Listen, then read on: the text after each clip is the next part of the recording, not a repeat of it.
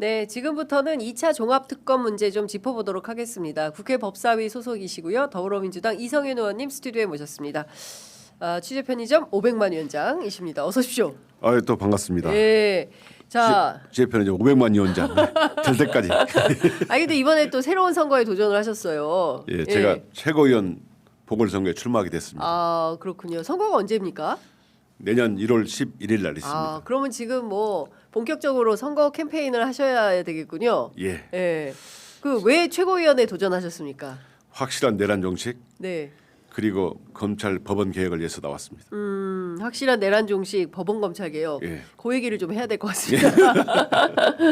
지금 확실한 내란 종식의 길에서 뭔가 빨간불이 켜진 것 같은 그런 느낌을 이제 하나둘씩 받게 되는데요. 오늘 저희 댓글창 분위기가 상당히 안 좋습니다. 민주당 잘할 줄 알고 기대가 크고 확실한 내란 종식을 할 거라고 기대했는데 뭔가 좀 스텝이 꼬이는 거 아닌가라는 위기감 이런 징후들이 나타나고 있다라는 건데요. 첫 번째 여쭤보고 싶은 것은 뭐 요거부터 여쭤볼게요. 얼마 전에 의총하지 않았습니까? 어제 의총을 하셨는데 내란 전담 재판부 설치법에 대해서 상당히 위헌적 소지를 없앴어요. 반면 이럴 거면 이걸 왜 하지? 그냥 그 천대엽 법원행정처장이 얘기한 대로 고법에 전담부 설치해서 그 집중심리하면 될 것 같은데 굳이 이거를 해야 되는 이유가 뭘까? 법률가로서 우선 부탁을 좀 드리겠습니다. 저는 이제 이 내란 전담 재판부 법을 제가 발의했지 않습니까? 네. 법사위에서 이제 발의했을 때 모습하고 지금하고 상당히 많이 달라졌습니다. 네. 말씀하신 것처럼 그런 비판을 제가 많이 들었는데요. 네. 저도 이제 어제 그 발표를 보고 법안을 발의한 사람으로서 좀 동의할 수 없는 부분이 있고 불만입니다. 그런데 이제 내란 전담 재판부 설치 취지가 내란의 신속한 단죄에 있지 않습니까? 그래서 내란 전담 재판부법이 자칫 내란 세력이나 윤석열 측에 내란을 진압하지 못하게 되는 걸림돌 또는 바꾸라질에 의해서 내란 재판을 오히려 지연시키는 이런 데 악용되는 것을 막기 위해서 우리 지도부가 고심했다고 보고요. 저는 뭐 지도부의 결정이라니까 당원의 한 사람으로서 수긍을 하겠지만 내란의 신속한 단죄라는 목표가 흔들리면 저는 언제든지 제일 앞장서서 이 문제를 제기하고 반드시 시정해 나가도록 하겠습니다. 어제 정책의총 가운데 의원님들께서 주로 의견이 어떻게 모이셨습니까? 그러니까 이를테면은 내부에서 그 지도부 차원에서 뭐 LKB 법률 자문도 받으시고 해서 이제 내놓은 안인데 그 첫 번째 의총하고 비교했을 때 어제 의총장에서는 다수 의원들이 주로 어느 곳에 방점을 찍고 좀 의견들이 나왔습니까? 첫 번째 의총에서는 여러 가지 이제 법률적인 문제, 그다음에 우리 시민들의 여론 또는 자기들이 생각하고 있는 느낌 이런 얘기를 많이 해서 그러면은 이런 문제를 지도부에 이름하자라고 결론이 나지 않습니까? 그때 한 20분, 20분 정도가 발언했는데 어제 의총에서는 지도부의 설명을 듣고 수긍하는 정도였습니다. 지도부의 설명을 듣고 수긍하는 정도다. 그러니까 특별히 이견은 없었다. 그렇습니다. 그러면 지도부가 제시한 이 안대로 간다. 2심부터 하고 그다음에 추천위원은 오로지 법원 내부에서. 그러니까 일체의 외부인이 들어가지 않는. 근데 사실은 이게 이미 법원 조직법도 그렇고요. 대법관 추천 과정에서도 법무부 장관 다 들어가고 위헌 소지는 없다. 헌법학자들도 저희 프로그램에 출연하셔서 이제 그 얘기를 하셨는데 중요한 거는 이제 내란숙의 윤석열 등이 주장을 하면서 이제 재판을 형해화시킬까봐 그게 제일 큰 문제 아닙니까? 재판을 형해화시키거나 오히려 이혼 소송을 걸어가지고 재판을 지연시키거나 뭐 재판을 못하게 만드는 이런 상황을 초래될까봐 그걸 걱정을 많이 했죠. 예를 들어서 지금 그 21일로 예정이 되어 있는데 21일 또는 22일 이 내란 전담 재판부 설치법이 통과가 되면 그러면 즉시 피고인들이 할 행동은 위헌 법률 심판 제청을 할 거 아니겠습니까? 즉시는 할 수가 없죠. 그런가요? 자기들은 현재 재판부가 1심에서 재판을 받고 있기 때문에 자기들이 전담 재판부에서 재판을 받고 있지 않습니다. 예. 그렇기 때문에 예. 이런 제청은 불가능하죠. 불가능하고 이 설치가 된 이후에나 그러면 절차가 어떻게 되는 겁니까, 의원님? 그 설명을 좀 부탁드릴게요. 내란 22일 날 또는 21일 날 통과가 돼요, 본회의가. 예. 그러면 예. 어떻게 됩니까, 그 다음에? 우선 21일일지 22일지는 의장님께서 이제 귀국하셔야 귀국하셔야 알고. 결정이 나고요. 예. 결정한 다음에 예. 내란 전담 재판법을 이제 어제 설명한 대로 예. 수정안을 만들어서 다시 본회의에 올리면 예. 아마 국힘에서는 필벌을 하겠죠. 예. 그러면 통과되면 예. 정부에 넘겨서 공포를 합니다. 네. 공포되면 지금 절차들 한다면 추천위원회를 만들어야겠죠. 네. 내부에서 예. 뭐 판사회의라든가 법관회의라든가 예. 내부에서 만들어서 추천을 하면 예. 우리 헌법에 예. 법관의 임명은 대법관 회의에 제청을 거쳐서 대법원장이 임명한다 이렇게 돼 있습니다. 네. 그렇기 때문에 헌법에 따라서 대법관 회의를 거쳐서 대법원장 임명할 거고 예. 그러면 복수의 전담 재판부를 만듭니다. 예. 그러면은 몇 개를 만들고 그 중에 한 분은 영장만 보게 만들었는데요. 예. 그게 이제 항소심부터 적용이 되게 예. 되어 있습니다. 그러면은 총괄적으로 해서 올 연말에는 어렵고 어려울 가능성이 있죠. 예, 그러니까 법은 올 연말까지 통과되지만 재판부가 구성되고 하는 절차를 네. 이게 기일을 다 종합하면 1월 안에 되겠습니까? 내란 전담 재판부 설치가 1월 안에는 됩니까? 저희가 지금 보기에는 네, 지금 어제 의총에 설명했고 예. 구체적인 수정안을 만드는 부분은 현재 예. 의총에서 정책위에서 만들고 있는데요. 네, 그 제출되면 대충 그런 제가 말씀드린 대로 될 것 같은데 네, 법안 공포는 15일 이내에 해야 되고 예, 또 추천하고 대법원장 임명까지는 저희가 원래 설계된 법안을 한 3주 예. 정도 잡았습니다. 아 3주, 예. 그렇게 본다면 최대한 단기간에 한다면 1월 예. 달 내에는 가능할 수 있죠. 예. 그러면 1월 내에 이제 내란 전담부가 설치가 되면 이제 예. 1심 선고가 대체로 나지 않습니까? 1월 안에. 예. 그러면 이제 1심 선고되고 이제 항소심으로 넘어갈 무렵에 이게 내란 전담부로 배당이 되는 거죠, 이 사건이. 그렇죠. 예. 예. 그러면은 요 대목에서 1월 정도에 그 위헌법률심 제청을 할 수 있게 되는 겁니까? 이제 재판의 전제가 돼야 되니까 예. 재판부에서 예. 재판을 받는 피고인이 신청하거나 재판부 판사가 판사가 배당 그 받은 판사가 예, 예. 그 할 수 있게 된다. 예, 예. 그러면은 이제 1월부터는 이게 뭐 굉장히 소란스러워지겠네요. 이제 1심에서 선고된 판결이 지금 현재대로 많이 간다면 네, 1심에서 항소심에만 둔다면 네, 1심에서는 현재대로 예. 재판부가 판단을 하고 거기에 항소를 해서 네, 항소 2심에 오면 예, 그 재판부에 배당된 피고인이나 피고인 신청하거나 예. 또는 재판부가 그렇게 결정할 수 있겠죠. 그 예를 들면 재판부 스스로 또는 피고인이 위헌법률 심판 제청을 하면 네. 그러면 재판은 중지되는 건가요?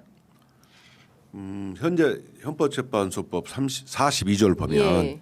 원칙적으로 재판은 중지하게 돼 있습니다. 예, 그렇지만 긴급을 요할 때에는 예, 계속 진행할 수 있도록 돼 있거든요. 예, 그래서 긴급을 요할 때 이 부분에다가 네. 내란 애환의 경우에는 예. 똑같이 계속 진행할 수 있다 할 수 있습니다. 할 수 있다. 예. 그 이제 긴급한 사건이라고 판단하는 주체는 예. 헌재인가요? 예. 법률에 이게 긴급하고 중대한 두 가지 요소가 있는데 지금 긴급만 있고 중대함은 없는 거잖아요. 근데 이거를 긴급이라고 볼 거냐, 예. 긴급한 사건이냐 아니냐 이것도 중요하잖아요. 그래서 그걸 명확하게 하기 위해서 예, 헌재법 이번에 개정안 헌재법 개정안을 저희가 네. 추미애 의원 냈죠. 대표발의 냈습니다. 예, 그 이것도 통과가 됩니까? 그러면 같이 지금 현재 일소위에서 심의 중에 있습니다. 일소위. 예. 일소위에서 심의 중이면 지금 그 법사위 본회의 전체 회의도 통과를 안 한 많은 거네요. 상황이죠. 예. 그러면 이 법은 어떻게 될지 지금 알 수가 없는 거네요. 일단 같이 통과를 하게 됩니까? 그러면 이것도? 예 맞습니다. 저기 내란 전담부 설치법하고 네. 이 헌법재판소 개정안은 세트법입니다. 예. 왜냐하면 이걸 이용해서 재판 지연을 막으려는 예. 이런 시도가 있을 경우에 예. 내란 재판은 계속 할 수 있도록 예. 이런 장치를 두는 법이기 때문에 그렇죠. 예. 근데 이거는 지금 그 일소위에 계류되어 있으면 예. 법사위 전체 회의로 올라와서 법사위 통해서 국회 본회의로 올라가야 되는 절차가 있는 건데 예. 그렇다면 지금 21일 또는 22일 날 통과 예정인 내란 전담 재판부 설치법하고는 속도가 뒤로 처질 거 아닙니까? 같이 갈 수 있습니까? 21일 날? 같이 가면 제일 좋겠지만 현재 속도가 뒤져도 네. 결국은 헌법재판소법은 세트법이긴 하지만 시간 차이를 두어도 예. 이 내란 전담 재판법을 보완하는 법이기 때문에 예. 나중에 통과되어도 문제가 큰 문제는 없습니까? 없습니다. 예. 예. 그러니까 많은 국민들께서 좀 답답해하는 점은 이런 점인 것 같습니다. 앞서 말씀하신 대로 확실한 내란 청산이 예. 제1 과제다. 예. 이 45년 만에 비상계엄이 터졌기 때문에 이거를 조기에 빠르게 확실하게 종식하고 다시는 대한민국에서 내란이라는 것은 꿈도 꾸지 못하는 나라를 만들어야 된다는 맞습니다. 대원칙은 예. 이미 작년 이맘때부터 나온 얘기입니다. 예. 그런데 이게 1년이 지체가 되고 있고 아직까지 누구 하나 사법적으로 단죄받은 사람이 없습니다. 예. 수계 윤석열을 예. 포함해서 이게 국민들이 답답한 거예요. 예. 사법부가 끊임없이 비협조하고 있고 이거를 좀 민주당이 여당인데 유능하게 좀 돌파할 수 있는 길을 내는 게 이제 정치의 역할인데 예. 그에 합당한 기능과 역할을 하고 있는 거냐에 예. 대한 의문이 있습니다. 맞습니다. 저도 이제 그 법원 개혁을 하면서 느끼는 것이지만 과거에 검찰이 그 검찰 특검을 도입할 때 끊임없이 위헌이라고 주장을 했고 그런 법조 주변 단체에서 위헌이라고 주장해주고 또 이를 받은 언론이 위헌이라고 주장해주면서 계속 검찰 개혁이 자초가 됐지 않습니까? 특히 특검 개혁이 자초가 됐는데 이번 내란 전담 재판부법도 결국은 특검과 비슷한 구조입니다. 비판도 처분적 법률이다. 또는 독립성, 중립성을 침해하는 거다. 이렇게 비판하지 않습니까? 특검 비판할 때 똑같아요. 결국 내란 전담 재판부 설치도 결국 법원에서 이번에 한번 뚫리면 앞으로 이런 법안이 계속 들어올 거다. 네. 그러니까 막는 겁니다. 우리 지도부에서 이제 현실적인 고민, 네. 빨리 내란 전담 재판부를 만들어서 내란을 신속히 단죄한다는, 네. 단죄해야 한다는 이런 요청 때문에 깊은 고심이 계셨을 것 같은데 저는 이 법안 통과 후에도 네. 정말 말씀하신 것처럼 내란의 신속한 단죄를 위해서는 제가 정말 열심히 최선봉에 서서 하겠습니다. 의원님 신속이 아닙니다. 지금 이미 1년이 지났기 때문에 더 이상 신속이라고 그러니까 저는 헌재에서도 이거를 긴급한 사건으로 볼지 그러니까 중대성이 빠져 있으면 이게 중대한 예. 사건인 거는 맞는데 긴급한가에 대해서는 헌재 입장에서 이미 다 끝난 사건인데 이렇게 판단할 수도 있지 않습니까? 그래서 예. 이거를 차일피일 미뤘을 때 이게 제대로 속행해서 할 수 있는 건가에 대한 좀 의구심이 있는 거죠. 지금 돌아가는 상황을 보면. 답답한 거죠. 그리고 또 하나는 지금 제가 여쭤보고 싶은 것은 이제 2차 종합특검 관련인 건데요. 정청래 대표는 2차 종합특검을 해야 된다. 왜? 조은석 특검의 수사 결과를 보아하니 더욱 그렇다라는 거예요. 의원님께서 지난번 저하고 통화해서 16번의 특검이 있었는데 그중 제일 잘된 특검이 있으니 이것은 조은석 특검이다. 이런 말씀 주셨는데 지금도 그런 생각이십니까? 저는 발표를 보고 약간 좀 더 수사를 했으면 좋은데라고 네. 생각했습니다. 예. 저는 3대 특검이 출범해서 석 달 반년 동안 수사를 했지만 네. 미진한 부분이 참 많다. 특히 조은석 특검도 특히 법원에 대한 수사는 미진하다고 생각합니다. 왜 그러냐면 법원 수사를 하면서 보니까 서면질이 네. 이거 한 거 외에는 별로 없는 것 같은데요. 네. 현실적인 고민, 법원에 압수영장 청구했을 때 기각당한다든가 예. 또는 그 전에 구속영장을 청구했을 때 기각이 많이 됐지 않습니까? 그래서 그런 고민을 했기 때문에 그랬는지 모르겠지만 수사가 좀 미진했다. 저는 이렇게 보고요. 현재 김건희 특검도 수사 중에 있는데 그 부분도 16개 수사 대상 중에서 정말 수사를 못한 부분이 꽤 되는 것 같습니다. 그래서 이 부분도 수사 비진해서 저는 2차 종합특검이 반드시 해야 된다 생각합니다. 검찰도 사실은 다 봐주기 한 거 아닙니까? 조은석 특검이. 그 지금 주진우 의원 같은 경우는 법률비서관인데 기소도 안 됐고요. 예. 결국에는 박성재 법무부 장관, 이완규 법제처장, 김주연 민정수석, 심우정 검찰총장 사실 다 피해갔거든요. 그리고 예. 이분들을 대체로 기소할 때 직권남용으로 기소를 했어요. 의원님 예. 아시겠지만 직권남용 혐의가 무죄가 가장 높습니다. 예. 결국에는 내란에 관여한 중요임무 종사자에 해당하는 검찰 관련된 인사들에 대해서도 예. 결국 조은석 특검은 팔이 안으로 굽은 것이다. 예. 검찰 봐주기 한 거 아니냐. 예. 이런 비판이 나올 수밖에 없지 않을까요? 제가 봐도 그렇습니다. 저는 그래서 2차 특검을 예. 미리 준비했고요. 예. 제가 법안도 만들어서 예. 지금 논의 중에 있습니다. 근데 이제 2차 특검을 한다 한들 그 김용민 그 의원이 이제 국회 법사위 그 여당 간사죠. JTBC에 출연해 가지고 다시 출범할 특검에 올 검사들이 수사를 해태하거나 파견을 거부할 것 아닌가라는 우려가 있다. 차라리 국수본에 맡기는 게 나을 수도 있다. 이제 이렇게 얘기했습니다. 예. 어떻게 보십니까? 뭐 김용민 의원님의 개인 의견이지만 저는 네. 2차 특검이 필요한 이유가 네. 그 경찰이 내란에서 자유롭습니까? 현재 지금 조지호 경찰청장이 내일인가요? 내일 현재 탄핵 선고가 있지 않습니까? 네.